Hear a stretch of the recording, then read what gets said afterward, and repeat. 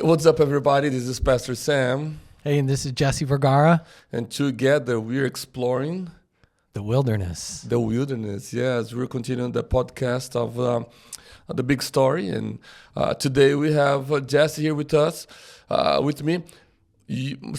Maybe some of you guys do not know Jesse Vergara. So, Jesse, tell us a little bit how beautiful you became. Like, how did you become such a handsome man? Like, who are you? Oh man, lots of time in Planet Fitness.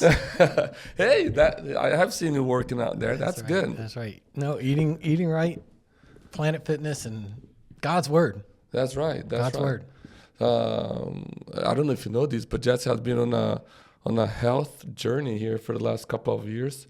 Do you mind talk about that a little bit? Sure. It kind of goes with the theme, wilderness, doesn't it? A little bit. For sure. It goes with that. This theme is so relevant in life for so many of us today, and for me, it was definitely 2 years ago, sitting in a doctor's office, pre-diabetic, all kind of health issues just starting to manifest. And for those of you who know, we have a son here, Anthony, and He's playing bass on he church. plays in the bass. Sunday. Yep. And I think he'll be, he'll continue to do that. But that was the concern. It's if you don't change your life and start adjusting how you eat and how you're living, you're not going to be around to see him for too much longer.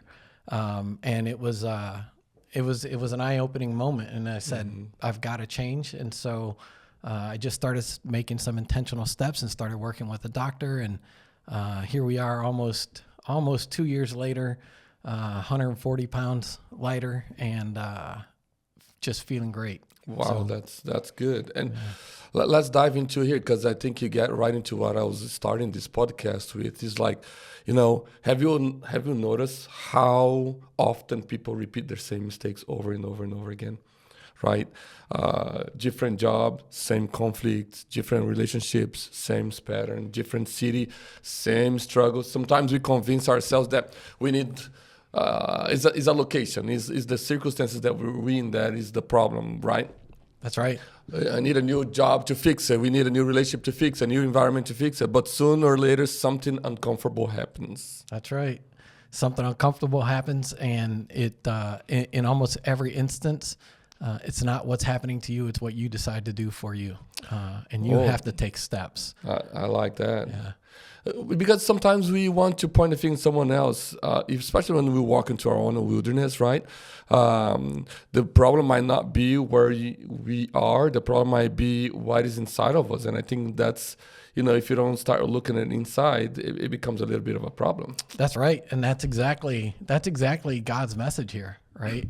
He takes them out of Egypt, and Israel just continues over and over again to revert back and forget all the things that God has done. And it's just amazing to me.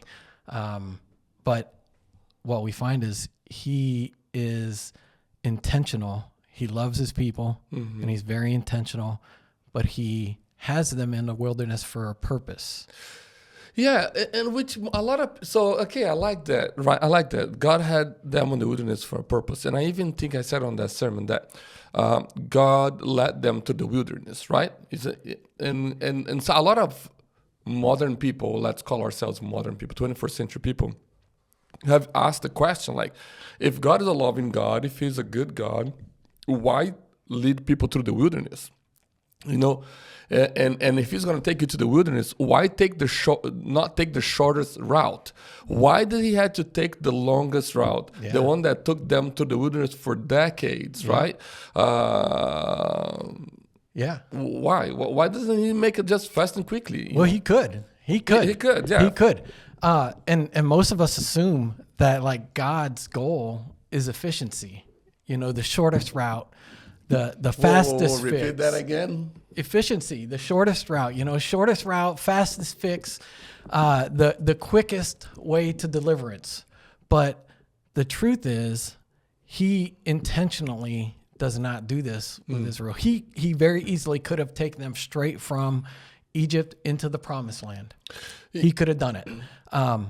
but he chose the long way, and he did that for multiple reasons, right? He wasn't just trying to get Israel to a place. He was shaping his people and shaping their hearts. They weren't ready. They were not ready. So the wilderness, from God's perspective, at least how I read it and how I understand it, is that it wasn't punishment. It was preparation. Sure. It was preparation for where they were going and why it was important to get there and how they were going to get there. So they were led through the wilderness because they weren't prepared or ready to enter the promised land yet.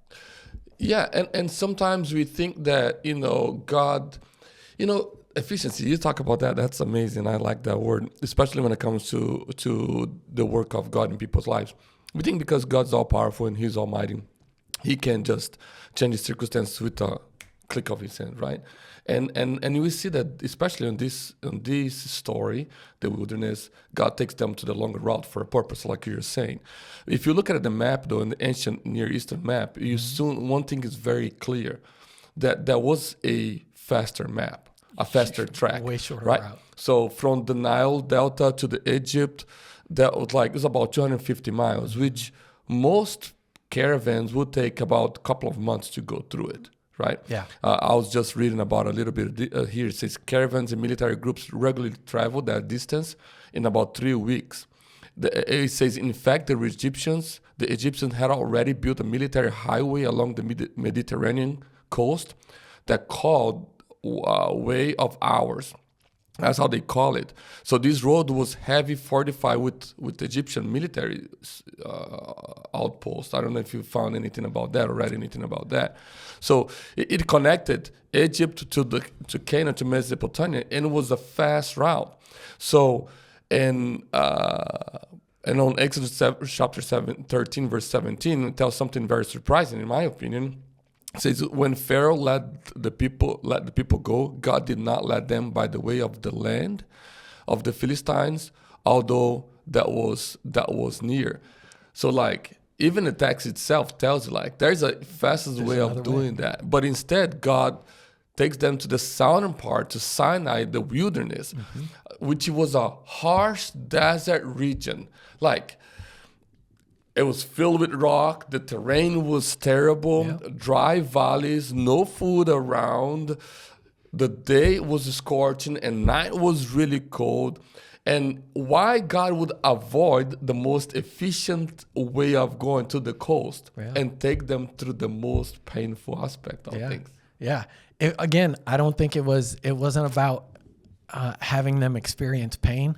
But what I really think it was about was him being able to show his power and his majesty through all the things that he allows and provides for Israel in this time, right? Whether it's water, whether it's food, we talk about those things. We'll get to those, but it's God showing his majesty in his creation and showing that he's got a plan and he's going to execute it.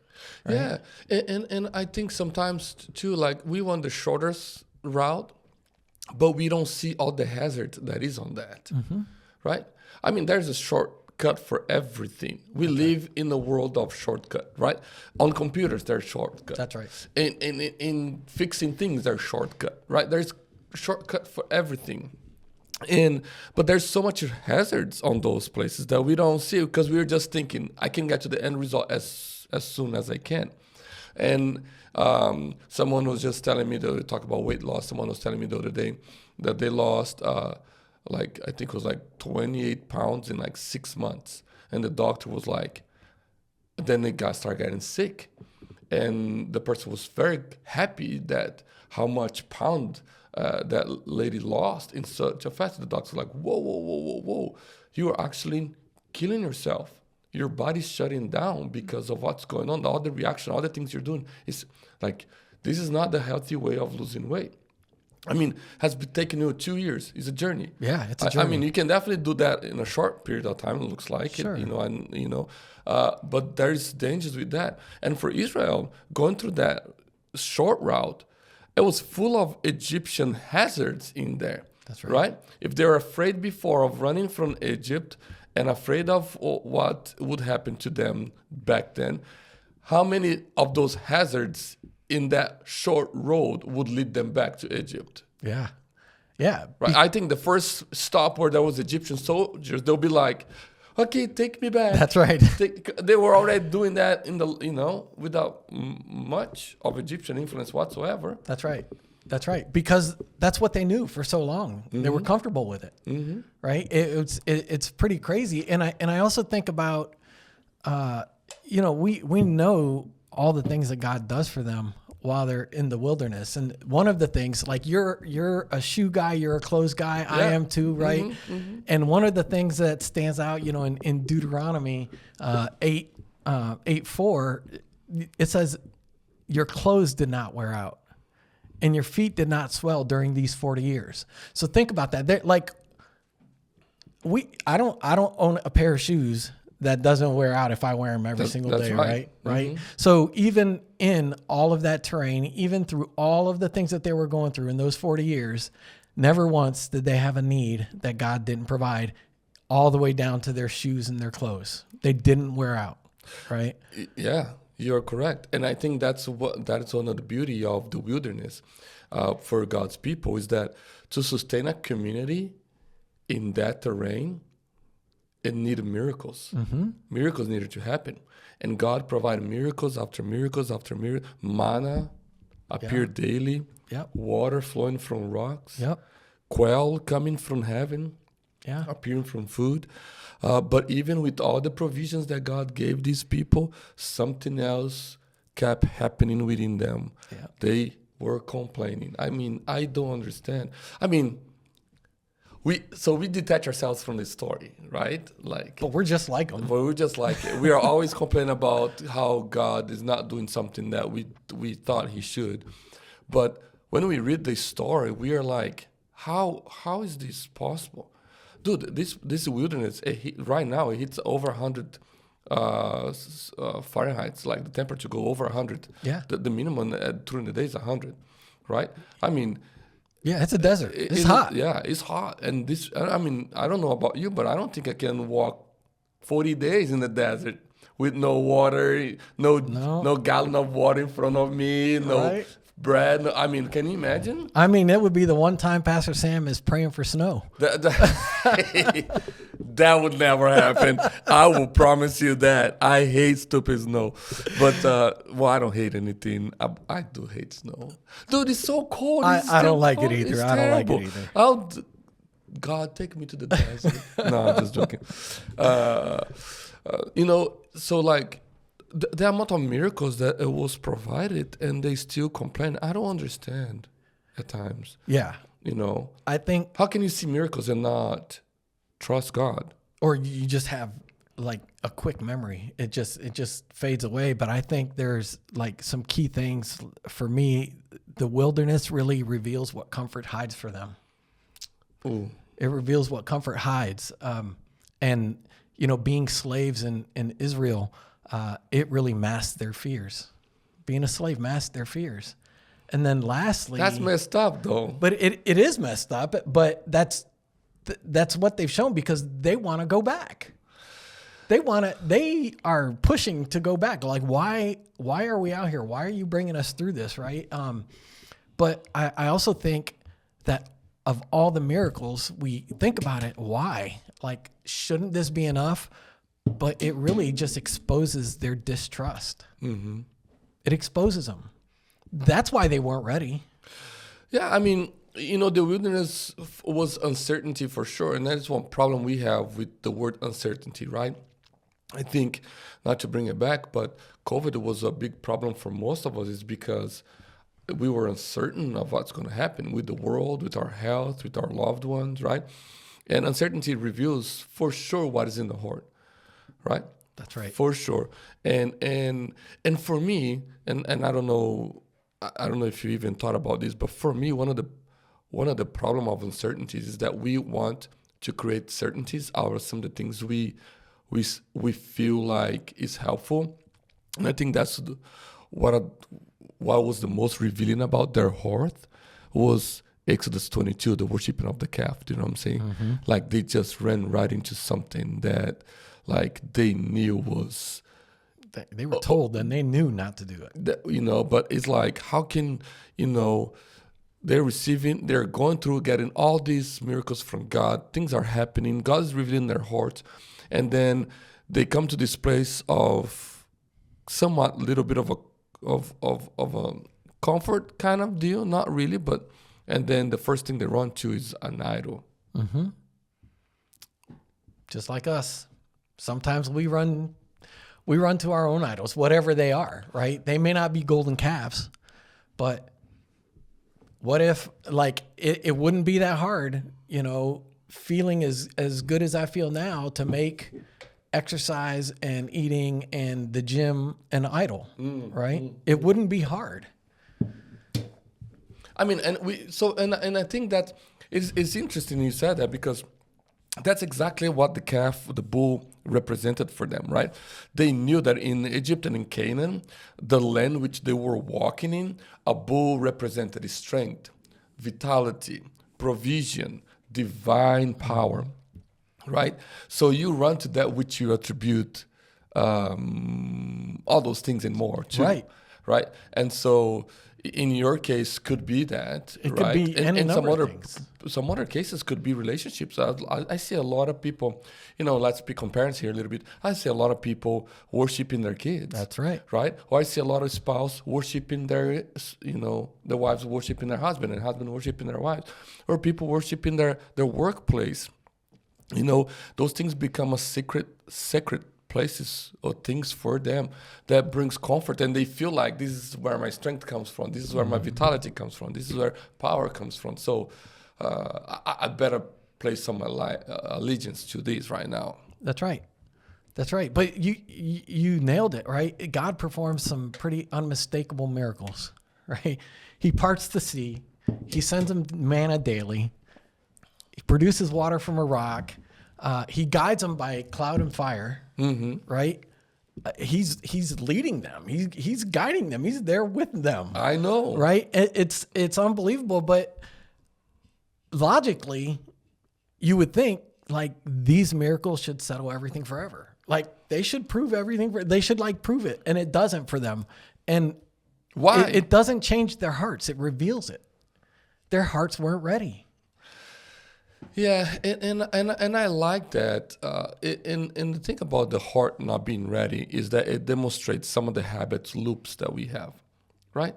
I think when you say their hearts weren't ready, I like to translate it as into these habit loops. And even psychology today describes it in this way, right? Some things, some patterns of behaviors and thoughts that become really ingrained in you. And especially for Israel is this idea of complaining, right? This patterns doesn't just disappear simply because the environment has changed. It's like, oh, you change the environment, the patterns goes away. For the opposite of that, it actually highlights it. That's you right. continue to do more because those patterns are so important for you. So, and for me, it explains why the Israelites could experience a ton of miracles, could see miracle after miracle, but still struggle to trust God, right? The wilderness stripped away distraction. No cities, no farmland, none of these things. No economy security, just daily dependence on God. But the habit was there. Lack of trust. And that level of dependency on God exposed what lack of trust is. Fear. They fear. Fear of the unknown, of the unfamiliar, always looking on how to go backward instead of looking forward, right? And they said it continuously. Let's go back to Egypt. Let us go back, right? That's the big shock of it, though, is even after being freed from those chains that bound them, right? They were out of Egypt, and you mentioned this in the sermon. They were out of Egypt, but Egypt wasn't out of them. Yeah. You can, I have heard many people say this. You can take, someone out of a place, but you can't take that place out of that person. That's right. New Yorkers say that. You can take you can get out of New York, but New York is still, York out of me. still inside of you. And so if that is the case, what is the solution though? If the problem is the heart for these people, if the heart is actually what needs to be transformed, changed, what is the problem? What is the goal? How do we fix that? How did the God fix that? Well, that all leads to ultimately Jesus, right? That's where it's going to lead, and this is very, very early in the story, right? But ultimately, that's where it's going to lead is Jesus. Which is the whole point of the series, That's right? right. Like, because, we'll go back to it. I have been trying to repeat it. I even said the other day, I'm trying to ingrain in our minds how important the Old Testament is because it leads to Jesus. That's right. Right? Every single story leads to Jesus, points to Jesus. Therefore, Old Testament is important. That's right. This conversation we are having is important, right? And you are correct. It ultimately leads to Jesus. How does it do that, though? Do you have a thought about how does it lead to Jesus? What is some of the how does this point us to Jesus? How do you connect the two? Well, so here, I think what God is revealing is that He is their God, right? Mm-hmm. They don't get it, right? They do not. They don't get it, and they don't get it for a very long time. Not just this 40 years. No, yeah. Right? They don't get it for a very long time, and we see it over and over again when they get into wanting a king, and when they some of the things that they're demanding and that they want, they don't really know what they're asking for, right? Most people want change, but they do not know what the change is or what they want. But that's why I have seen, even with kids, it's like this. They want something, but they do not know what they want. Yeah. And then when they get what they want, they start to realize, oh, I didn't really want that. Right. It didn't do what I thought it would do. That's right. So, which for me reveals like a human problem, which is the heart. We have been talking about it. And the only way to get the heart fixed is to get a new heart. That's right. You need, in a sense, you need heart surgery. You do. You need a heart transformation for sure. And I think, and God's looking at these people, and this is what I love about God is that He's a God who is. I'm gonna say this, and I'm sure I'm gonna get some pushback here, but He's a God who's consistently adapting to the human behavior. Consistently. And I think God, what He was trying to do in the wilderness is like, I'm gonna work on the heart of these people. Mm-hmm. But in the end of it all, He's like, they're not gonna budge. They need a new heart. And Ezekiel, 36:26, he says this: I'm gonna give them a new heart. I'm gonna write my name on it. I'm gonna write my law on it. I'm going, throughout the whole, even in the Romans chapter 30, he's like, you gotta follow, you're gonna be for me or against me. You guys gotta decide. And there'll be a time I'm gonna give you a new heart, and I'm gonna write the laws in your heart. So you're not gonna put it within them a new spirit. I will remove the heart of the stone, and I'm gonna give them a softer heart. So I'm gonna change things around, but I'm gonna do it for good because they need a heart transformation. And I think that's like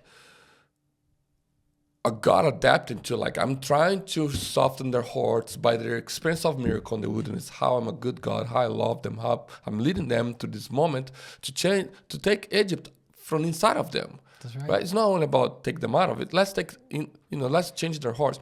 But they're resisting.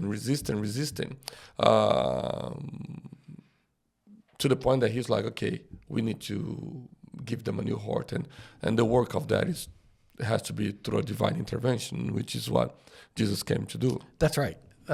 And just throughout this entire story, right? God provides, yet they fear, right?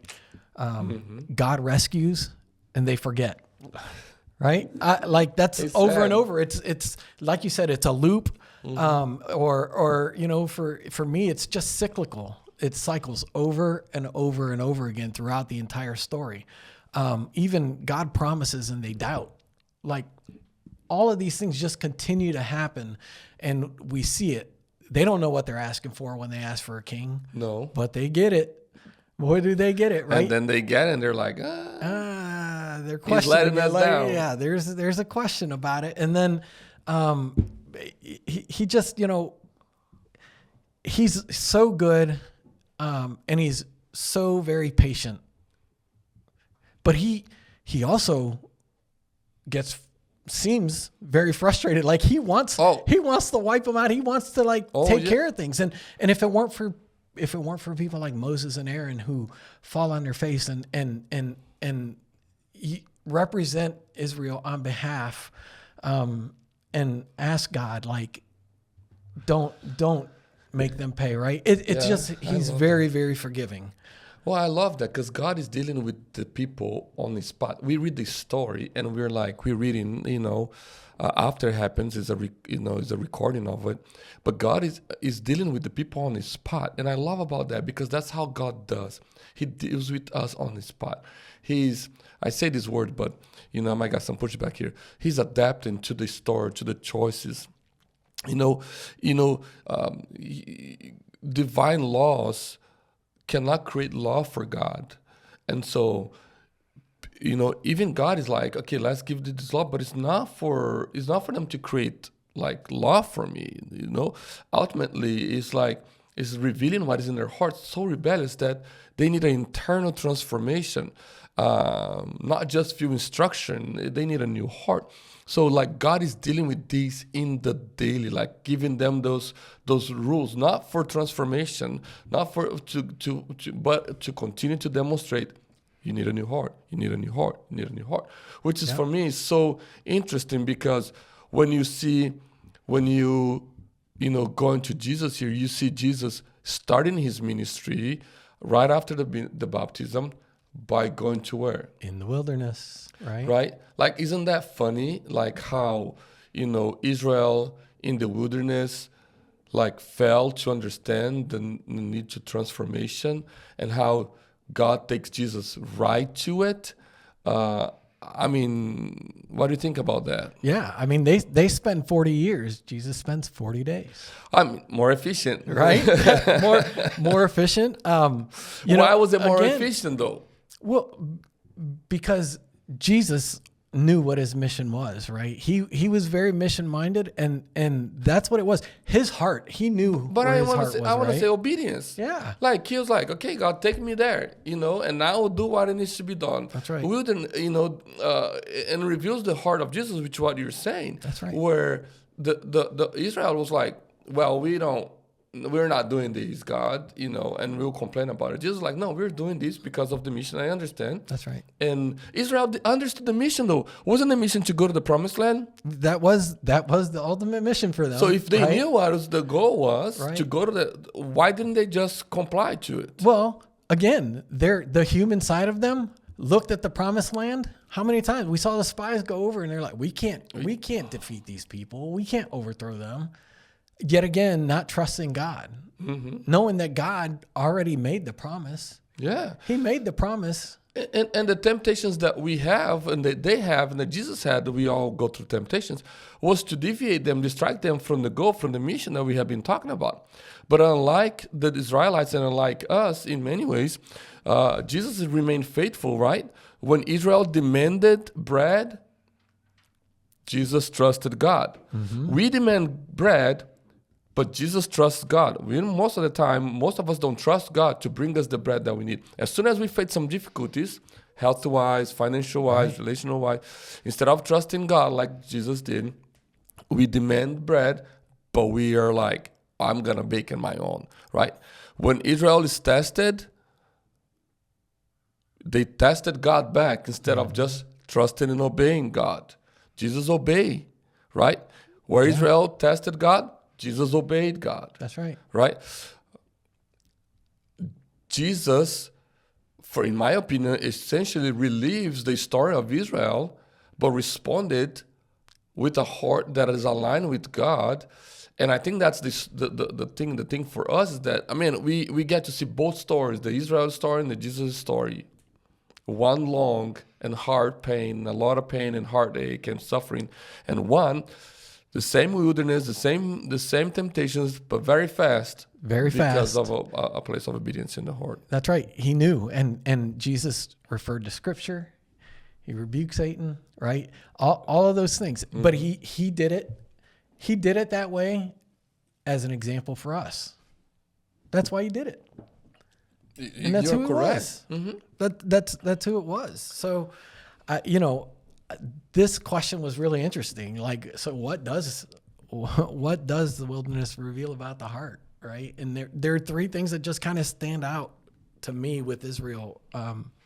The miracles don't automatically create faith for them, right? No, the miracles don't. The heart has to change. It's got to change. Wait. So stop there for a second. Yeah. Isn't that what we ask God? If you provide me a miracle, I will believe it. Yeah. Isn't that how it goes? And I God, think if you provide me with the best job, my next best job, I will follow you completely. I'm going to be like devoted. I'm going to read my Bible. I'm going to pray. I'm going to serve at church. And then God's like, okay. Yep. And he does. And he does. And then you're like, and then that's right. And then you're like, oh, if I can get to the next thing, I will serve you, God. I will do the best thing. The miracle. That's right. Miracle is going to give me to that faith. Yep. It doesn't work that way. It doesn't work that way. That's point number 2 for me, right? Deliverance without remembrance leads right back to complaining. That's good. I like that. Leads us right back to complaining, because we have, again, our humanness makes it just creates this short-term memory that's like, oh, give me this, or even the bread. When we're asking for the bread, we may get the bread, but it's not the bread we wanted, right? Yeah, it's like, especially nowadays, there's 100,000 different types of bread. That's right. Don't go to Panera. You're correct about that. Yeah. But you talk about something that I thought is interesting psychologically too. Like, we always remember the difficulties and what we don't have and complain about it, but we never remember what we have and the comfort moments of our lives. That's right. Why? It's because we're selfish. Because we're like the Israelites in so many different ways, right? But here's how I also choose to look at how God carries me, right? I don't believe he just carries me when things are bad. He's actually carrying me when things are good too. And too often we put the good things that happen in our lives because of what we've done and because of what we do, and it's still God carrying us. Oh, yeah. Good or bad, right? Difficulty or prosperous times. It's still God carrying us through all of it. Yeah, and we failed to see that, right? We failed to see God's faithfulness in holistically in our lives. And I think I think selfish is the right word there. I like to say self-centered, but selfish and self-centered is the same thing. That we fail to see God's work in our lives in every aspect of it. We are here today sitting beside each other because of God's faithfulness. That's right. And I think that's what I love about God, is that God doesn't abandon us in the wilderness. Nope. And he doesn't abandon us while we're in the promised land either. That's right. Which is what you're saying. He carries us through both. And he's present in both. And I think for me, that's the great news of the gospel, really. God began that work in the life of Israel thousands of years before Jesus came. So that promise of new heart was God is carrying them through that old heart that needs transformation, and he's carrying us through this new moment with a new heart, and he's leading us to have this work where we have a heart that can trust, a heart that can love, and a heart that can definitely be free with the intention to worship God, because where the Spirit of the Lord is, there is freedom. So we have that freedom. We finally have that freedom to live free to God, and he's carrying us through this whole time. And I think that's fascinating. Fascinating. Yeah. In the end, I think if the heart doesn't change for Egypt, it was for the Israelites, it was the promised land, right? That's what they were focused on, getting to the promised land. But even for us, whatever our promised land is, Sure, yeah. right? If our hearts don't change, the promised land simply becomes another Egypt for us. Oh, you are correct. A heart that is not ready for the promised land make the promised land a bad place, because right. the problem is the environment is not the place, is not the location. problem. It's not the location. No, and that's where for me, like, I mean, I see this often happen all the time. I see this happen in this way. I mean, relationships in many different ways, health, but was just fresh here. Someone was asking me, Pastor Sam, can you pray for a new job? This a few months back, and it's someone I actually play soccer with. They don't come here. Him and his wife go to a different place, not even in Delaware. It's just someone I play soccer with, and he's like, we were talking, because when you're playing soccer with people, you're in the bench, you're talking, start warming up, and afterwards you hang out with the good people and you start talking. And this guy's like, Sam, I need a new job, and can you pray for me a few months back? And we, I pray for him in a spot, and then, we playing soccer and ask, hey, how's the search? And oh, good, we got a lead, and so on and so forth. He got a new job. Exactly position where he's at, but there's a couple of components about the job that he doesn't like it. Right? Guess what? Looking for a new job again. Right. And the conversation, I was like, man, like, this is the same problem you're facing. This is the same problem you're talking about the last job. It's like, it's back here. Like, I don't think it's a job problem. I think it's a you problem. It's a you. It's a heart. It's a something else problem. It is. And so he got a new job, pays better, closer to home, like he wanted. But guess what? He's back at searching. Still not happy. Because he's not happy. And I was like, boy, I didn't tell him this. I just realized this now because we had this course. I was like, his problem is not a job. It is a heart.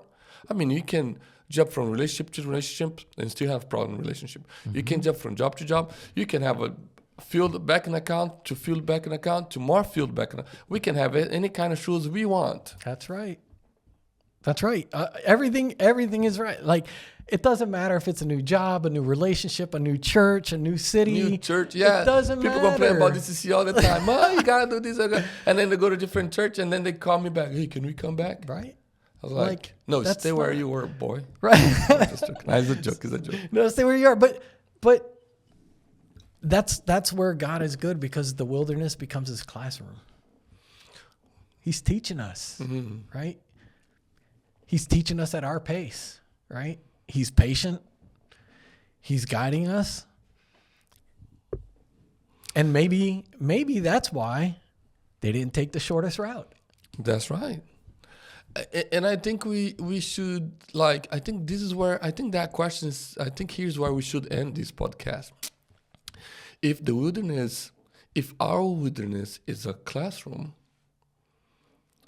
what is God trying to teach us today in our wilderness? Wouldn't you say that? I would say that. Yeah. He's working, right? He's not delaying us. No. Right? He's developing us. I mean, and I think that's I think here's a worldly place to stop and to think. You know what? If the wilderness is God's classroom, isn't that what you said? Yep. Yeah. We are all going through wilderness right now. I have my own. You have your own. That's right. Those who are listening to us have their own wilderness. They're all going through something, and I think that's God's work. God is leading us. That's right. Like we said, He's not abandoning us in the wilderness or in the comfort. He's with us. That's right. And if He's leading us through both, especially for the conversation we are having today, right now, what is the wilderness revealing about what God is trying to teach us? You can be a good student or a bad student. You can be listening to the teacher and apply and learning from the teacher and applying those things to your life so that you live better. Or you're being like me in high school, who are not paying attention, just fooling around, messing around, just talking in the back of the classroom, not really understanding, not because the teacher is not a good teacher, it's because you're not paying attention to it. And then by the end of the year, you're repeating all over again the same right. class the following year because you just didn't pay attention. That's right. That's right. It's a classroom. And who knows? Maybe the story's a little bit different if Israel obeyed more, listened more. Maybe it's not 40 years. But that's not how the story turns out. And so in the end, I think, the real promise that God made, it wasn't the place. It wasn't. So wait. It So wasn't the place, right? So are you saying that how you respond to the teacher, to the lesson, determines how long you stay in the wilderness? I think it plays a part. Mm-hmm. I think it plays a part. I don't know that is the sole determining factor, but it plays a part. And the more obedient we are, the more likely is that God's going to move us forward. And I think a lot of us, so I think I want to apply this here. I think a lot of people are in the wilderness for 40 days, for 40 years, for 400 years, for all their lives because they're just not being obedient, not listening, not learning. That's right. So sometimes you got to stop blaming God for the wilderness in our lives and start thanking Him for the lessons that we should, that He's trying to teach us through it all. And we should take responsibility of our own. Like, I'm here for this long because I haven't changed. Because I have a part in it, right? I've been on this addiction for this much years because that's right. I haven't changed. That's right. My heart's still hard. I have been on this same problem in my job, my relationship, whatever that might be because of it. So all of these things. We have our part to do, and part of our part is not being closed off. We have to embrace it. Oh, yeah. Right? That's what we have to reach our arms out and embrace it and just say, God, here I am. I'm willing to do it. I'll put in the hard work. Until we do that, we can be in that wilderness for a very long time. But that, so we need to close here, I think. But I mean, we can be talking about this all day, I would say. But I mean, I think that step though from like to changing is that uncertain is kind of hard, right? Because you don't know what that future looks like. So we're going back to it here, like you don't know how it look like, so therefore you stay there because you know. That's trust. But you're right. That's trust. That's faith. It's saying, God, I believe your plan is better than mine. I've got to turn it over to you, and I'm going to trust it. And it's probably going to be hard, and I'm going to have to rely on you to get through it. But if we don't do it, we'll be stuck. I think we should stop right here, Jess. That's a great conversation, dude. I want to remind people again of what you just said. The wilderness is actually God's classroom. And I think if you want to be a good student, you're going to learn a lot of things and you're going to apply those things and you're going to become a better person in the future. That's right. If you don't, then you're stuck. That's right. We have a good God. Amen. He loves us. Thanks, Jess, for sharing partnering with me here. Thank you. And sharing some great insights. I appreciate you. We have one more, right? You participated with one more. Yep, at least. So at least one more. That's right. Excited about at least one more. Look at him, huh? Look at him. That's right. We'll do some more. We're going to change this to the Jesse and Sam podcast. No, Danny, you're in trouble, boy. Somebody's applying for your job. You might get it.